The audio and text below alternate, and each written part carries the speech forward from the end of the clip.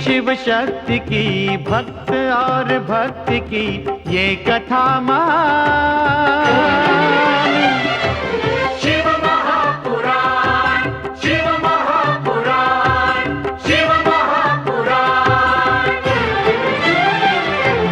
ओम नमः शिवाय, नमः शिवाय, ओम नमः शिवाय, नमः शिवाय, नमः शिवाय, ओम नमः शिवाय, नमः शिवाय, नमः शिवाय।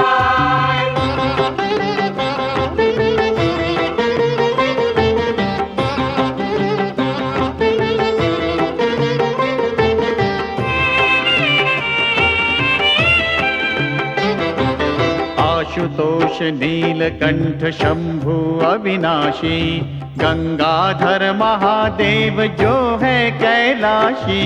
आशुतोष नीलकंठ शंभु अविनाशी, गंगाधर महादेव जो है कैलाशी।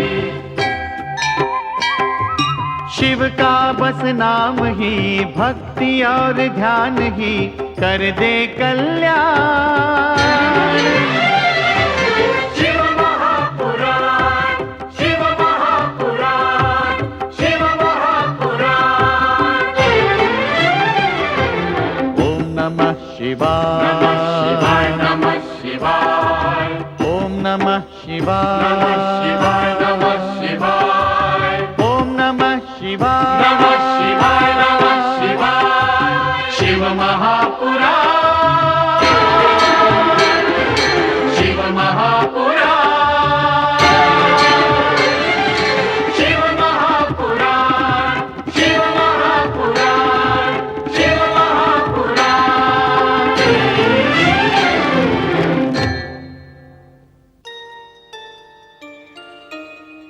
शिव महापुराण के बहुसंख्यक आदरणीय दर्शकों के विशेष आग्रह पर हम प्रस्तुत कर रहे हैं आपके लोकप्रिय धारावाहिक शिव महापुराण के 27वें से लेकर 41वें प्रकरणों तक की संक्षिप्त झलक। देवर्षि नारद ने जब हिमालय पुत्री पार्वती की हस्तरेखाएं देखकर भविष्यवाणी की कि उसका पति विचित्र वेशधारी, ज्ञान ध्यान में लीन रहने वाला जगत पूज्य महायोगी होगा, जब पार्वती एकांत में देवर्षि नारद की भविष्यवाणी के अनुसार अपने भावी पति का चिंतन करने लगती है, तो नारद वहां प्रकट होकर उसे शिव भक्ति के लिए प्रेरित करते हैं तथा उसे शिवलिंग एवं बिल्व पत्र प्रदान करके शिवाराधना का परामर्श देते हैं। ये भगवान शिव को अत्यंत प्रिय हैं।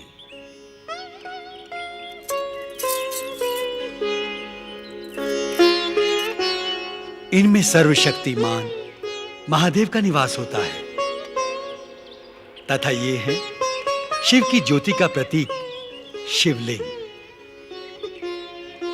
शिव को की गई पूजा आराधना सीधी शिव को पहुंचती है। इन बिल्व पत्रों से शिव की अर्चना करो।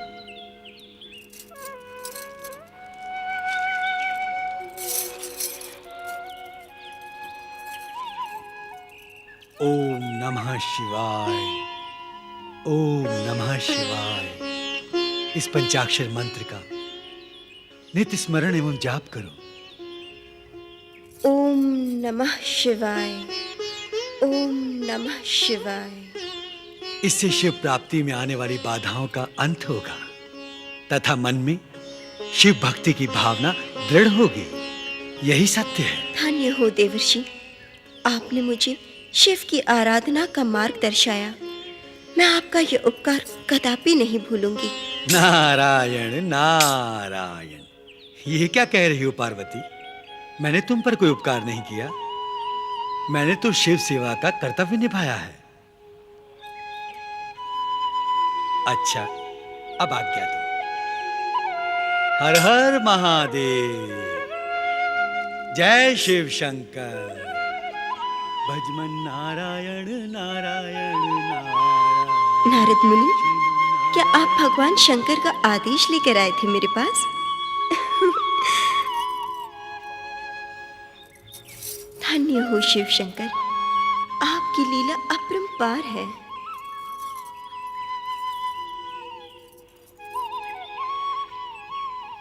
कुछ ही समय पश्चात शिवदूत गणाध्यक्ष नंदीश्वर हिमालय राज की सेवा में पहुंचकर हिमालय के गोकर्ण शिखर पर शिव के आगमन की सूचना देते हैं।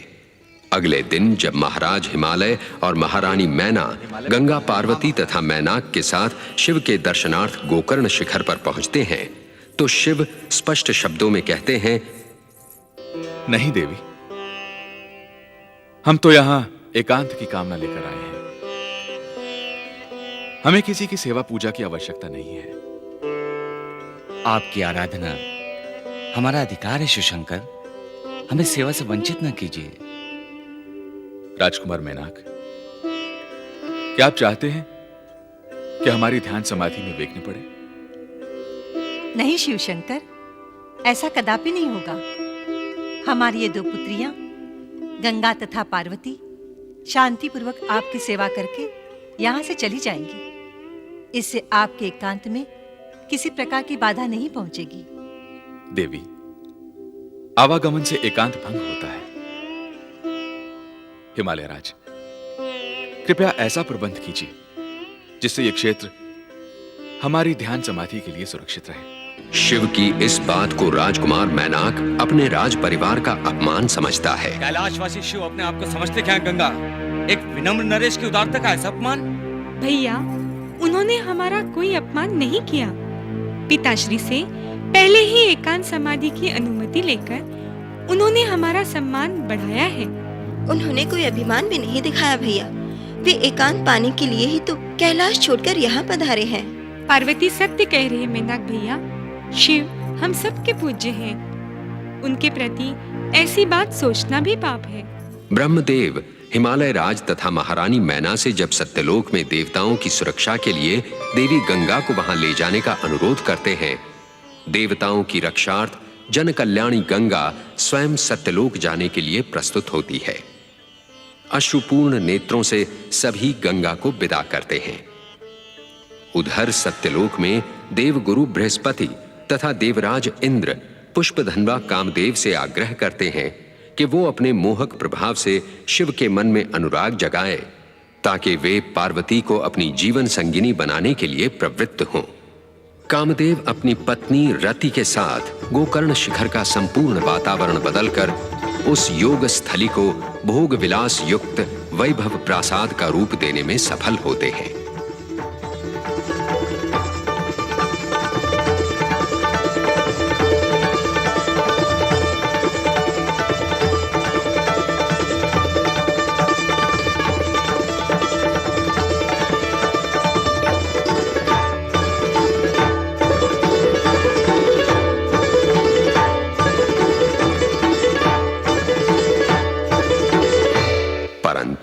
जब योगेश्वर शिव पर इस परिवर्तित वातावरण का कोई प्रभाव नहीं होता तो कामदेव अपना अमोघ अस्त्र पुष्प बाण शिव पर प्रक्षेपित करता है।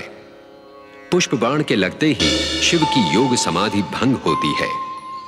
जैसे ही आंखें खोलकर शिव कामदेव तथा रति की चेष्टाओं को देखते हैं, उनका क्रोध जाग उठता है।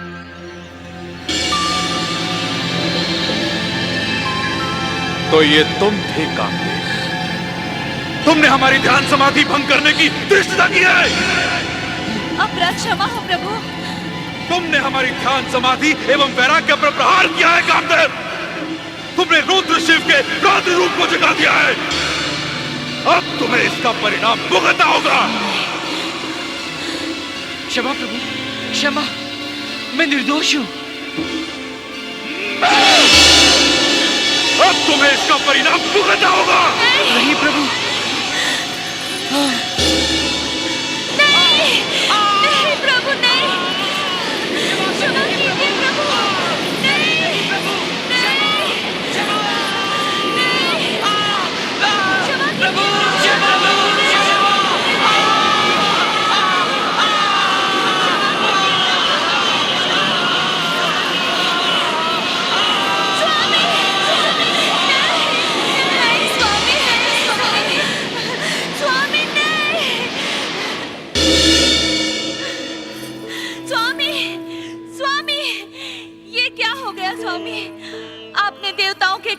लिए अपना बलिदान कर दिया। शिव शंकर, प्रभु शिव शंकर।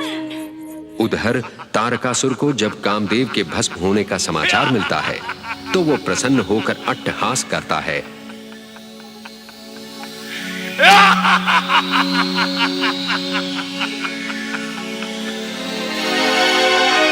कामदेव जलकर भस्म हो गया।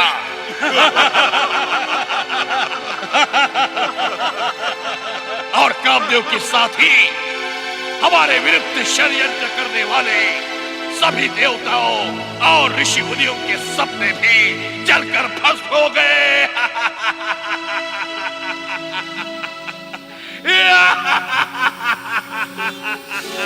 अपनी प्रिय कोमलांगी पुत्री को तप के लिए प्रस्तुत देखकर हिमालय राज तथा महारानी मैना दुखी होते हैं, उसे रोकते हैं, परंतु कुलगुरु गर्ग उन्हें समझाते हैं उसे रोकने का प्रयास व्यर्थ सिद्ध होगा। पार्वती हिमालय के एकांत शिखर पर शिवाराधना करते हुए तपस्या प्रारंभ करती है। कुछ ही समय के पश्चात शिव द्वारा प्रेषित सप्तर्षि वहां पहुंचकर पार्वती के सम्मुख शिव निंदा करते हुए कहते हैं, क्या तुम उन्हीं शिवशंकर को पाने के लिए घोर तप कर रही हो, जो शमशान निवासी हैं, भूत पिशाच जिनके साथी हैं, भयानक विषधर नाग जिनके गले में फुंकारते रहते हैं? ऐसे भयानक भूतनाथ से तुम गृहस्थ आश्रम की आशा कैसे कर सकती हो देवी? ऋषि गणों, क्या आप लोग यहाँ शिव निंदा करने आए हैं? इतने महान ज्ञानी ऋषि होते हुए भी ये पाप कार्य क्या आपको शोभा देता है? हम तो तुम्हें सत्य बताने आए हैं देवी पार्वती। तुम हिमालय राज की परम सुंदरी कन्या हो। तनिक कल्पना करो उस क्षण की जब तुम उनसे विवाह के लिए वधू की सज्जा धारण करोगी। तुम्हारे सुंदर तन पर केसर, कस्तूरी तथा हरी चंदन का लेप होगा और शिव के शरीर पर होगी चिता की भस्म। बस बस, बहुत सुन चुकी मैं शिव की आलोचना। अब मुझ में उनके विरुद्ध और कुछ भी सुनने की क्षमता नहीं है। अब कृपया यहाँ से प्रस्थान कीजिए। तुम चाहे जो कहो, परंतु अपना कर्तव्य निभाए बिना हम यहाँ से नहीं जा सकते देवी। ऐसा कदापि न होगा ऋषिगणों। ये मेरा अटल निश्चय है कि मैं महादेव शिव शंकर को अपने स्वामी के रूप में प्राप्त करके रहूंगी। आप लोग मेरे निश्चय को चाहे जितना भी विचलित करने की चेष्टा करें, पर मैं अडिग रहूंगी। मैं आप सबसे फिर प्रार्थना करती हूँ, मेरा और अपना अमूल्य समय शिव निंदा करके व्यर्थ न करें। देवी पार्वती, हम सचमुच तुम्हारी दृढ़ता की परीक्षा लेने आए थे। यदि शिव निंदा सुनकर इस प्रकार उत्तेजित ना होती तब हमें अवश्य आश्चर्य होता। तुम तो साक्षात शक्ति स्वरूपा हो देवी, तुम्हारी तपस्या अवश्य सफल होगी। उधर तारकासुर पार्वती तप का समाचार पाकर अपने एक ज्वालामुखी असुर को पार्वती का तप भंग करने के लिए भेजता है, परंतु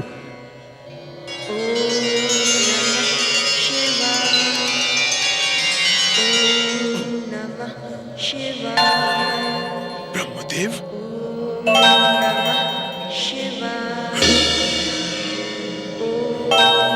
विष्णुदेव,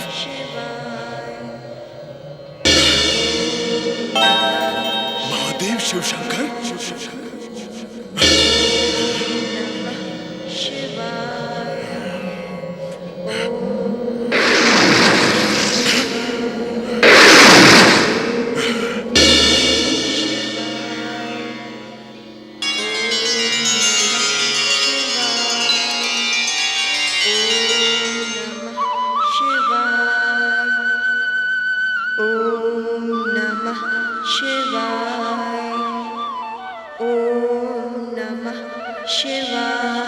तत्पश्चात शिव सप्तर्षियों को दिए गए संकेत के अनुसार एक भ्रमणकारी सन्यासी बनकर तपोरत पार्वती के पास पहुंचते हैं तथा उसकी दृढ़ता की परीक्षा लेने हेतु जी भरकर शिव निंदा करते हैं। देवी, जिस शिव का कंठ विष से जलकर नीला पड़ गया, जो तन पर चिता भस्म लपेटे रहते हैं, जिनका त्रिनेत्रधारी ललाट सदा भय उपजता रहता है, जिनके गले में पड़े फुनकारते विषधरों के कारण कोई उनके समीप जाने का साहस नहीं करता, तुम उस शिव को अपने पति के रूप में पाना चाहती हो?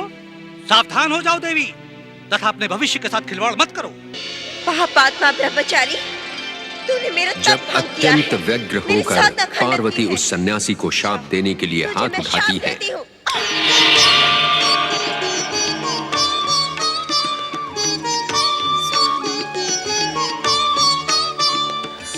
स्वामी,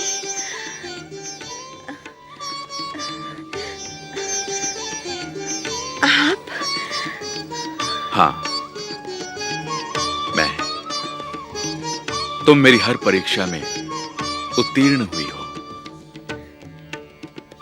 मेरी तपस्या सफल हुई स्वामी। आपने साक्षात दर्शन देकर मुझे धन्य कर दिया। अब विवाह की स्वीकृति देने की कृपा कीजिए देवादिदेव। गिरिजा, जाओ, अब राजमहल में लौट जाओ। लौकिक विधि के अनुसार वर की ओर से वधु की याचना का संदेश हिमालय राज तक पहुंच जाएगा। तुम्हारा कल्याण हो। परंतु शिव की परीक्षाएं अभी तक पूर्ण नहीं हुई थीं। वे एक नट का रूप धारण करके हिमालय महल पहुंचते हैं। पार्वती के वन से लौट आने के उपलक्ष्य में प्रसन्नता प्रदर्शन हेतु वो नट हिमालय परिवार को नट विद्या के कई अद्भुत रूप दिखाता है। ब्रह्मा विष्णु महेश का रूप धारण करके वो नट देखने वालों को चमत्कृत कर देता है। जब हिमालय राज प्रसन्न होकर नट से पारितोषिक मांगने के लिए कहते हैं तो नट मैं पुरस्कार के रूप में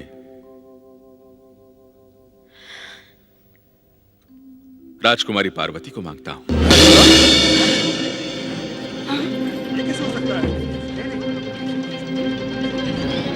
इसका ये दुस्साहस! धूर्त नट, दुष्ट, तेरा ये साहस!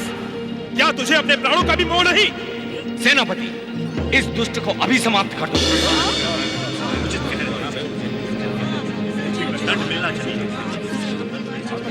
नीच नट, यदि महाराज ने तुझे अभयदान न दिया होता तो तेरा शरीर अब तक खंड खंड हो गया होता। धूर्त नट, अब हम समझ गए तेरे मन में पहले से कपट था, इसलिए तू बार बार हमें हमारा वचन स्मरण करा रहा था। सेनापति, धक्के देकर निकाल दो इसे, धक्के देकर निकाल दो। एक क्या रहे हो सैनिकों, ले जाओ इसे मेरे सामने से। चलो,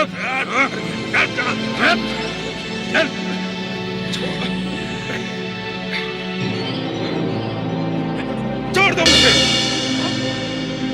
मैं स्वयं ही यहां से चला जाऊंगा।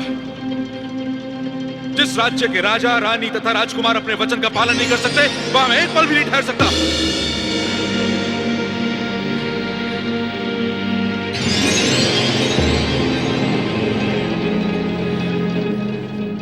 जब शिव कैलाश लौटते हैं तो एक ओर देवगण उन्हें पार्वती से विवाह स्वीकृति के लिए बधाई देते हैं, तो दूसरी ओर नारद उन्हें उलाहना देते हैं कि उन्होंने एक धृष्ट नट बनकर हिमालय परिवार को रुष्ट क्यों किया। तत्पश्चात शिव पुनः परीक्षार्थ एक वैष्णव ब्राह्मण के रूप में हिमालय प्रासाद पहुंचते हैं तथा शिव निंदा की परंपरा का क्रम निभाते हुए हिमालय मैना से कहते हैं कि शिव पार्वती के लिए सर्वथा अयोग्य हैं। वे पार्वती के साथ उनका विवाह करने का विचार छोड़ दें। महारानी मैना वैष्णव ब्राह्मण की तर्कपूर्ण बातों से पूर्ण रूप से भ्रमित हो जाती हैं और घोषणा करती हैं, महाराज, ये विवाह कदापि नहीं हो सकता। मैं ये विवाह नहीं होने दूंगी। महारानी सुनिए, मुझे कुछ भी नहीं सुनना है। सबकी बातें सुनते सुनते अब शिव के विषय में कुछ भी कहने को शेष नहीं रहा। मैं ये विवाह कदापि नहीं होने दूंगी। शिव की समस्त परीक्षाएं अब पूर्ण हो चुकी थीं। कैलाश लौटकर वे सप्तर्षियों का आह्वान करते हैं तथा उनसे अनुरोध करते हैं कि वे हिमालय राज तथा महारानी मैना को आश्वस्त करके पार्वती के साथ उनके विवाह संबंध का विधिवत प्रस्ताव करें। इस महान कार्य के लिए आपने हमें स्मरण किया, हम सब धन्य हुए। उधर जब तारकासुर को शिव पार्वती विवाह की तैयारियों का पता चलता है तो इस विवाह में बाधा डालने के लिए वो हिमालय तथा कैलाश पर आक्रमण की घोषणा करता है। उसी समय दैत्य गुरु शुक्राचार्य वहां प्रकट होते हैं। कि संकट के समय तुम अपना धैर्य खो बैठोगे तथा कोई दुष्कृत्य करने का षड्यंत्र करोगे। हम ये भी जानते हैं कि हमारी उपेक्षा करके तुम शोणितपुर में सदा ही गुप्त मंत्रणा करते रहे हो। गुरुदेव, अपनी मृत्यु को निकट आते हुए देखकर मैं अपनी रक्षा का कोई उपाय न सोचूं तो क्या करूं गुरुदेव? मेरा काल शिव पुत्र उत्पन्न न हो, इसके लिए शिव पार्वती का विवाह रोकने के अतिरिक्त मेरे पास क्या उपाय रह जाता है गुरुदेव? तारकासुर, हम पहले भी कह चुके हैं तथा एक बार पुनः तुम्हें यह चेतावनी देते हैं कि भगवान शिव और शक्ति रूपिणी मां पार्वती के विरुद्ध किया गया कोई भी षड्यंत्र तुम्हारे सर्वनाश का कारण हो सकता है। और फिर चिर प्रतीक्षित शिव पार्वती विवाह का शुभ मुहूर्त आ ही जाता है। शिव शंकर वर राजा का मनोहर रूप धारण करके विवाह हेतु हिमालय द्वार पर पहुंचते हैं। शिव बारात का मनोहर दृश्य सबको मुग्ध कर देता है, परंतु सप्तर्षियों द्वारा आश्वस्त करने पर भी महारानी मैना के मन की शंकाएं निर्मूल नहीं हुई थी। इन्हीं शंकाओं को झकझोरने के लिए शिव मैना को भूतनाथ का भयानक रूप दिखाते हैं। मैना शिव का अद्भुत भयकारी रूप देखकर मूर्छित हो जाती है। तब ब्रह्मा, विष्णु तथा नारद मैना को सत्य का ज्ञान कराने के लिए उसके पास पहुंचते हैं और सचेत होने पर मैना को बताते हैं कि शिव का भयानक रूप उनकी शंकाओं का ही प्रतिबिंब था। जब महारानी मैना वर राजा के स्वागत के लिए आरती लेकर द्वार पर पहुंचती हैं, तो शिव का विमुग्धकारी रूप देखकर उनका हृदय हर्ष से खिल उठता है। हिमालय प्रासाद के विवाह मंडप में शिव पार्वती विवाह की वेदोक्त विधियां प्रारंभ होती हैं। वहां का वातावरण आनंदपूर्ण हो उठता है। जब तारकासुर तक शिव पार्वती विवाह का समाचार पहुंचता है तो वो बौखला उठता है। वो अपने असुरों को समस्त पृथ्वीलोक पर आतंक फैलाने का आदेश देता है। दुष्ट असुरगण निर्दोष पृथ्वीवासियों पर भीषण अत्याचार प्रारंभ करते हैं। तत्पश्चात सबके अनुरोध पर श्री हरि विष्णु ब्रह्मा तथा देवगणों सहित कैलाश पहुंचते हैं तथा भगवान शिव का आह्वान करते हैं। ब्रह्मा, विष्णु तथा देवताओं की पुकार से शिव पार्वती की प्रणय लीला में बाधा पहुंचती है, जिसके परिणाम स्वरूप शिव के शरीर से ओज निकलता है, जो तत्काल एक सुंदर शिशु का रूप धारण करके उस नदी जल में बहने लगता है। संयोगवश नक्षत्र लोक वासिनी 6 कृत्तिकाएं वहां स्नान कर रही थीं। एक अज्ञात सुंदर शिशु को पाकर कृत्तिकाओं का हृदय मातृत्व भावना से छलकने लगता है। देवर्षि नारद शिवपुत्र उत्पन्न होने की ये विचित्र लीला देखकर चकित रह जाते हैं। अपने गुप्तचर से शिवपुत्र के जन्म लेने तथा नक्षत्र लोक में होने का समाचार पाकर तारकासुर नक्षत्र लोक पहुंचता है तथा वहां से शिशु शिवपुत्र का अपहरण करके समुद्र में फेंक देता है। शेषशायी भगवान विष्णु अपना कमल प्रक्षेपित करके शिवपुत्र को डूबने से बचा लेते हैं। उसी समय आकाशवाणी होती है कि कृत्तिकाओ, इस शिशु को देवी गंगा के पास सत्यलोक पहुंचा दो, इसका लालन पालन वहीं होगा। 6 कृत्तिकाएं आकाशवाणी के आदेश का अनुसरण करके शिशु को लेकर सत्यलोक पहुंचती हैं तथा उसे देवी गंगा को सौंप देती हैं। कृत्तिकाओं द्वारा प्राप्त उस शिशु को देवी गंगा कार्तिकेय नाम प्रदान करती है। कृत्तिकाएं अपने से जुड़े शिशु के नाम को सुनकर परम प्रसन्न होती हैं तथा उनका मातृ स्नेह द्विगुणित हो उठता है। अपनी 6 माताओं को समान प्रेम प्रदान करने वाले कार्तिकेय उनके प्रेम का प्रतिदान एक ही समय में 6 रूप बनाकर देते हैं। इस बीच देवी गंगा कार्तिकेय को जगत का सर्वश्रेष्ठ ज्ञान प्रदान करती है। देवगण ब्रह्मदेव को लेकर जब देवी गंगा के पास इस उद्देश्य से पहुंचते हैं कि शिव पुत्र को पृथ्वीलोक ले जाकर तारकासुर का अंत करें, तो गंगा तथा कृत्तिकाएं शिवपुत्र कार्तिकेय को अपने से दूर करने के लिए प्रस्तुत नहीं होती, तो स्वयं कार्तिकेय अपनी स्नेहमयी कृत्तिका माताओं तथा गंगा से आग्रह करता है कि उसे पृथ्वीलोक जाने दे। पृथ्वीलोक जाने से पूर्व गंगा कार्तिकेय को गंगास्त्र प्रदान करते हुए कहती हैं, ये गंगास्त्र बड़े से बड़े शक्तिशाली का नाश करने में समर्थ है। तत्पश्चात बालक कार्तिकेय गंगा तथा कृत्तिकाओं से अश्रुपूर्ण विदा लेता है।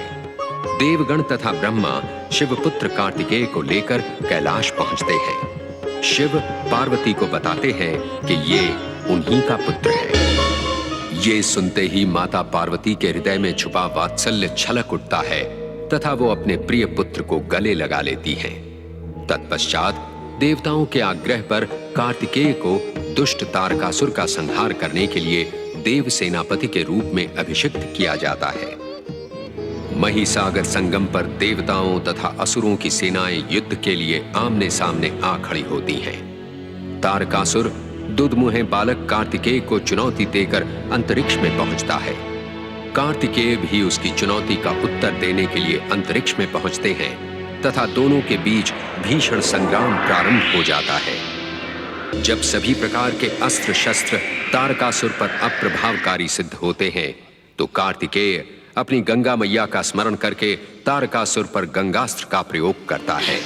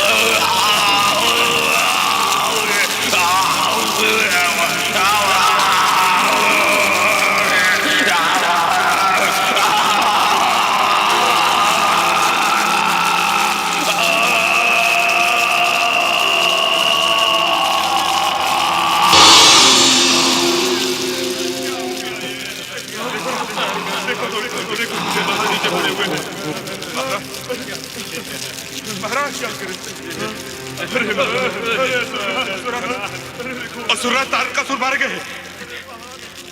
हमें अपने स्वामी की हत्या का प्रतिशोध लेने के लिए अपने प्राणों की रक्षा करनी पड़ेगी। भागो भागो। शिवपुत्र कार्तिकेय की जय। कुमार कार्तिकेय की जय। तारकासुर संहार कुमार कार्तिकेय की। विजयी कार्तिकेय का कैलाश पर भव्य स्वागत होता है। उसी समय अपने प्रिय बालक कार्तिकेय को बधाई देने के लिए देवी गंगा तथा छहों कृत्तिकाएं सत्यलोक से कैलाश पहुंचती हैं। ये देखकर कार्तिकेय द्रवित होते हैं तथा अपनी 6 माताओं के प्रति स्नेह प्रदर्शित करते हुए, मैं षडानन हूँ माते।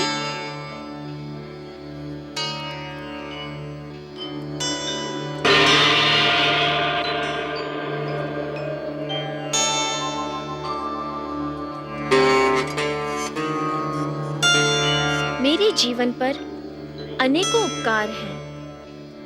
भगवान शिव शंकर के तेज से नदी तट पर सरकंडों में मैं प्रकट हुआ। 6 कृतिका माताओं ने नक्षत्र लोक ले जाकर मेरा लालन पालन किया। भगवान विष्णु ने मेरी रक्षा की तथा सुरक्षा हेतु सत्यलोक ले जाने का आदेश दिया।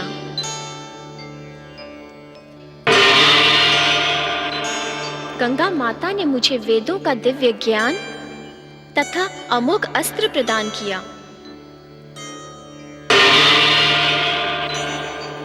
ब्रह्मदेव ने मुझे देवताओं की मुक्ति की प्रेरणा एवं परमार्थ का उपदेश दिया।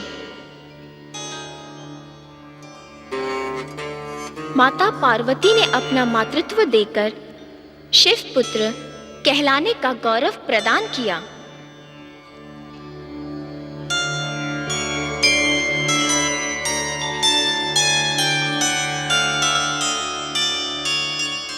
तत्पश्चात कुमार कार्तिकेय ऋषि मुनियों को गंधमादन पर्वत पर वेद उपनिषदों के दिव्य ज्ञान का उपदेश देते हैं।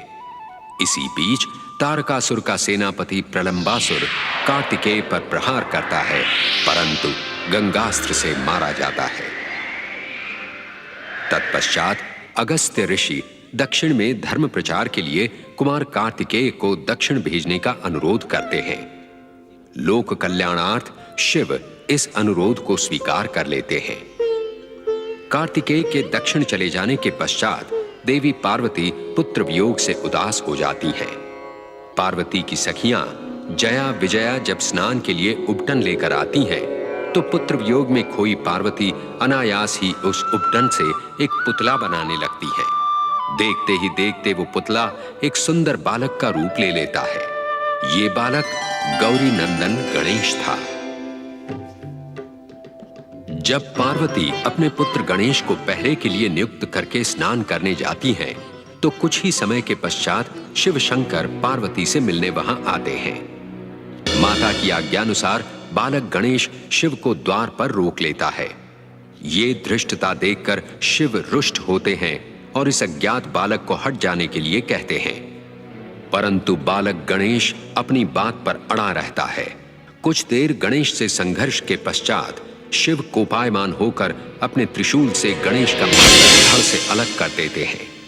गणेश का मस्तक मां मां पुकारता हुआ अंतरिक्ष में विलीन हो जाता है। अपने पुत्र को मस्तक विहीन और निष्प्राण देखकर शक्ति रूपिणी पार्वती का कोप जाग उठता है तथा वे घोषणा करती हैं कि यदि उनके प्रिय पुत्र को पुनर्जीवित न किया गया तो वे संसार में प्रलय मचा देंगी। पार्वती का अप्रत्याशित उग्र रूप देखकर शिव सहित ब्रह्मा विष्णु सभी भयभीत तथा आशंकित होते हैं। शिव भगवान विष्णु से अनुरोध करते हैं कि वे उत्तर दिशा में मिलने वाले प्रथम प्राणी का मस्तक काट कर ले आएं। कुछ ही समय के पश्चात भगवान विष्णु एक गज का मस्तक लेकर आते हैं। शिव शंकर गणेश के धड़ पर वो गज मस्तक जोड़कर उन्हें गजानन बना देते हैं। सभी गजानन गणेश की जय जयकार करते हैं। शिव गणेश को अग्र पूजा का अधिकार प्रदान करते हैं। शिव पार्वती एक बार गगन विहार के लिए निकलते हैं। उस समय पार्वती ब्रह्मा निर्मित सृष्टि से अलग एक ऐसी सृष्टि के निर्माण की कामना व्यक्त करती हैं जो आनंदमयी हो। शिव पार्वती की कामना पूर्ति के लिए अपने त्रिशूल पर आनंद कानन काशी की रचना करते हैं तथा वेद पुरुष विष्णु को आमंत्रित करके उनसे अनुरोध करते हैं कि वे इस आनंद कानन को भक्ति तथा ज्ञान का केंद्र बनाएं। विष्णु अपने सुदर्शन चक्र से एक गढ़ा निर्मित करके शिव का ध्यान करने लगते हैं। विष्णु की ध्यान तपस्या के स्वेद से वो गढ़ा शीघ्र ही भर जाता है। तत्पश्चात विष्णु की नासिका से चारों वेद प्रकट होते हैं। वेदों को देखते ही विष्णु के कान की मणिकर्णिका जलकुंड में गिरती है और उसमें से दिव्य तेजों में शिवलिंग प्रकट होता है। जलकुंड मणिकर्णिका नाम पाता है। दिव्य शिवलिंग के दर्शन करते ही विष्णु आनंदान्वित होते हैं तथा उनके हर्षाश्रुओं से आनंद नगरी डूबने लगती है। पार्वती के अनुरोध पर शिव अपना त्रिशूल प्रक्षेपित करके आनंद नगरी काशी को डूबने से बचा लेते हैं। शिव पार्वती वहां प्रकट होकर आनंद कानन काशी को ज्ञान तथा मुक्ति का केंद्र निरूपित करते हैं तथा दिव्य शिवलिंग को अपनी ज्योति से अलंकृत करके उसे काशी विश्वनाथ ज्योतिर्लिंग नाम तथा प्रतिष्ठा प्रदान करते हैं। जमदग्नि रेणुका के पुत्र राम शिव को प्रसन्न करने के लिए तपस्या में लीन थे। उनकी कठोर तपस्या से प्रसन्न होकर भगवान शिव साक्षात प्रकट होते हैं तथा राम को परशु देकर उन्हें परशुराम नाम प्रदान करते हैं। उधर अत्याचारी कार्तवीर्य अपने सैनिकों के साथ जमदग्नि आश्रम पहुंचता है, जहां देवी रेणुका उनका भव्य स्वागत करती है। इस राजसी स्वागत से कार्तवीर्य चकित होता है, परंतु जब उसे पता चलता है कि ये चमत्कार कामना के अनुसार हर वस्तु प्रदान करने वाली गाय कामधेनु का है, तो वे तुरंत कामधेनु का अपहरण करके ले जाता है।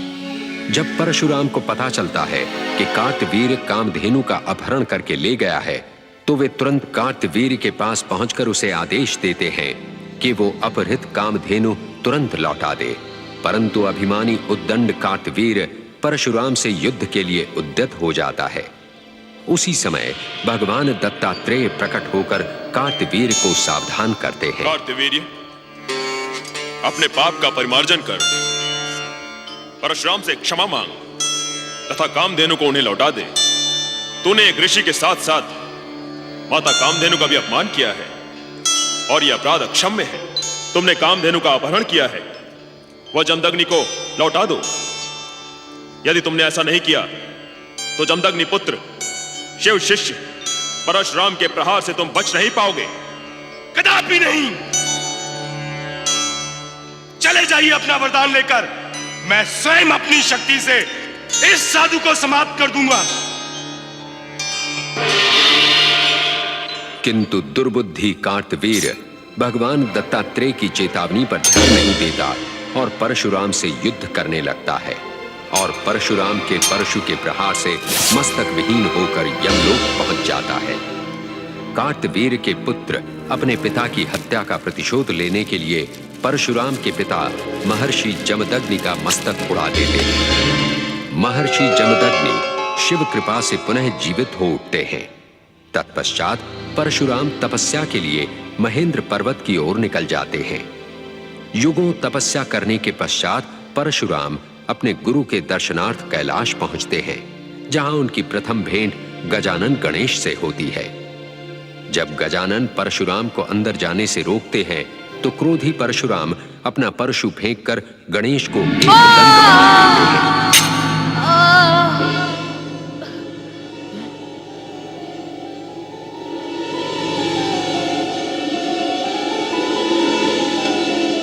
कुछ ही समय के पश्चात महर्षि पराशर कैलाश पहुंचकर शिव से निवेदन करते हैं कि एक विशालकाय मूषक उनके आश्रम को अस्त व्यस्त कर रहा है। शिव मूषक का उपद्रव शांत करने के लिए गणेश को पराशर ऋषि के साथ भेजते हैं। चतुर गणेश कुछ ही क्षणों में अपना पाश फेंककर मूषक को वश में कर लेते हैं। गणेश के स्पर्श से मूषक शाप मुक्त होकर अपने मूल गंधर्व रूप में आ जाता है तथा गणेश के प्रति आभार व्यक्त करते हुए उनका वाहन बन जाता है। राजा शर्याति की पुत्री राजकुमारी सुकन्या एक बार अपनी सखियों के साथ वन विहार करने पहुंची।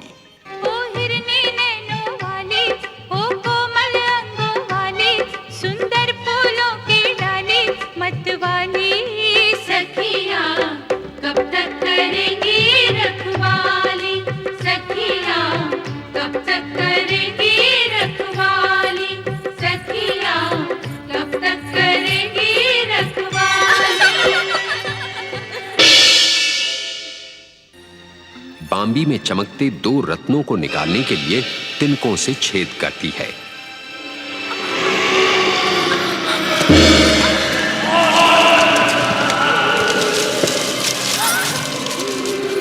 ये तो कोई मनुष्य है, भागो। चक्षुनाश की पीड़ा से च्यवन ऋषि कराहते हुए बांबी से बाहर निकल आए। सुकन्या को अपने इस अनर्थकारी कृत्य पर घोर पश्चाताप हुआ और उसने इस अपराध के प्रायश्चित के लिए च्यवन ऋषि के साथ विवाह का निश्चय किया। करुणामय देवर्षि नारद सूर्यपुत्र अश्विनी कुमारों को च्यवन आश्रम जाने के लिए प्रेरित करते हैं। दोनों अश्विनी कुमार च्यवन ऋषि की दृष्टिहीनता का उपचार दिव्य औषधियों से करते हैं। सुकन्या के सौभाग्य से च्यवन ऋषि की दृष्टि पुनः लौट आती है। तत्पश्चात अश्विनी कुमार च्यवन ऋषि को 100 दिव्य औषधि युक्त प्राश देते हैं, जिसके सेवन से च्यवन ऋषि का कायाकल्प हो जाता है तथा उनकी काया एक सुंदर युवक की काया में परिणत हो जाती है। तत्पश्चात च्यवन ऋषि अपने उपचारकर्ता अश्विनी कुमारों के प्रति आभार व्यक्त करने के लिए उन्हें उनका यज्ञ भाग दिलाने हेतु शिव की आराधना प्रारंभ करते हैं। परंतु देवराज इंद्र अश्विनी कुमारों को यज्ञ भाग दिलाने के विरुद्ध थे। वे प्रकट होकर च्यवन ऋषि की आराधना रोक देते हैं। आपकी प्रार्थना व्यर्थ है। हम आपकी प्रार्थना को कदापि पूर्ण नहीं होने देंगे। शिव आराधना में बाधा डालने का भयंकर परिणाम होगा इंद्रदेव। आप हमें भय का परिणाम दिखा रहे हैं। सबसे पहले आप हमारे क्रोध का परिणाम देखिए। इस वज्र प्रहार से हम आपको समाप्त कर देंगे। च्यवन ऋषि पर वज्र प्रहार करने से पूर्व देवराज इंद्र शिव कोप से पाषाण मूर्तिवत हो जाते हैं। देवराज, ये क्या हो गया आपको? स्वामी, देखिए ना देवराज इंद्र को। ये भगवान भोलेनाथ की पूजा में बाधा डालने का परिणाम है देवी। इंद्र की ये दुर्दशा देखकर च्यवन ऋषि के मन में करुणा उत्पन्न होती है। वे शिव से प्रार्थना करके इंद्र को शिवकोप से मुक्त कराते हैं। इंद्र च्यवन ऋषि के प्रति आभार व्यक्त करते हैं तथा अश्विनी कुमारों को उनका यज्ञ भाग प्रदान करने का वचन देते हैं। तदनंतर अपने पिता के मुख से मार्कंडेय जब अपनी निकट मृत्यु का समाचार सुनता है तो पिता का शोक दूर करने के लिए शिवाराधना प्रारंभ करता है। उधर यमलोक में जीवन मृत्यु का लेखा जोखा रखने वाले चित्रगुप्त यमराज को मार्कंडेय के मृत्यु समय की सूचना देते हैं। यमराज अपने दूतों को मार्कंडेय के प्राण हरण हेतु भेजते हैं, परंतु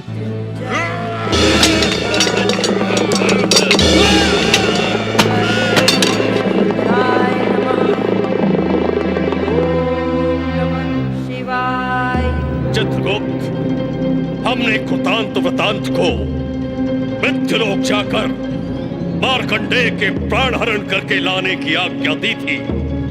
उसकी आयु समाप्त हो चली है। ये दोनों दूत उसके प्राण लेकर क्यों नहीं आए अब तक?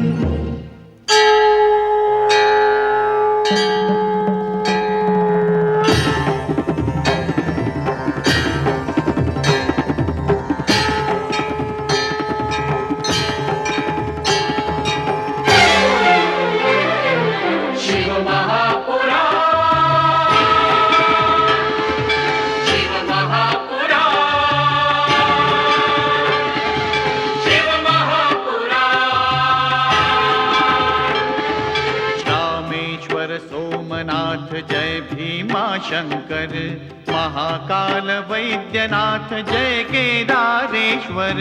रामेश्वर सोमनाथ जय भीमा शंकर, महाकाल वैद्यनाथ जय केदारेश्वर। नाथों के नाथ की, भोले विश्वनाथ की महिमा का गान। शिव महापुराण, शिव महापुराण, शिव महापुराण। ओम नमः शिवाय, नमः शिवाय, ओम नमः शिवाय, नमः शिवाय, नमः शिवाय, ओम नमः शिवाय, नमः